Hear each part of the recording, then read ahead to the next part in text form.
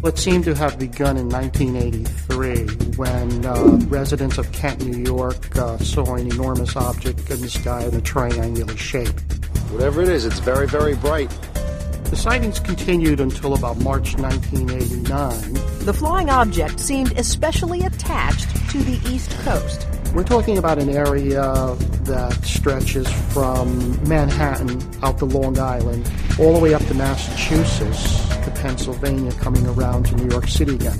This was the stomping ground of the Hudson Valley UFO. Well, there goes that neighborhood. What people reported was an object that had green lights, red lights, white lights, amber lights, multicolored lights on it. The front of the lights sort of looked like a boomerang shape. These lights were attached to a rigid structure. As I began to talk to people who were such good witnesses. 1, 2, 3, 4, 5, 6. The seventh? No, there's 8.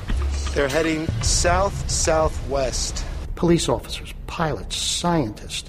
I left saying, how could you question what they saw? Phil Imbrogno's investigation took him to the outskirts of New York City, and as he was driving home one night with a colleague to Greenwich, Connecticut, the investigator became an eyewitness. It was about 1:30 in the morning, and I was driving down Route 9 south.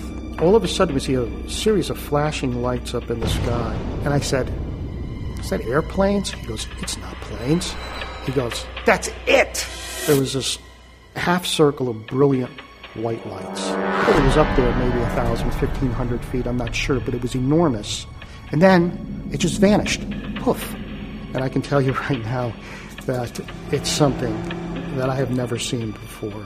So was it really a UFO playing hide and seek? Or could it have been some hoaxers playing an elaborate trick on the UFO watchers on the ground? Here's a case in which it's very likely that the lights being seen by people on the ground were a group of private aircraft flying lights on, lights off, on purpose to make people on the ground think of them as a flying saucer or a fleet of saucers. People see lights in the sky, either separate lights, separate satellites, separate aircraft, and because of what their mind expects to see, wraps structures around that, even down to the rivets on some fuselages.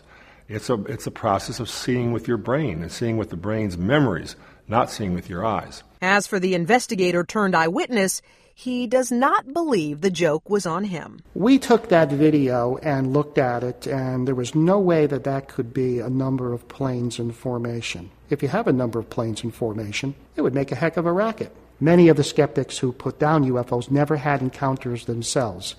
If they did, they would be convinced of the reality of the phenomena.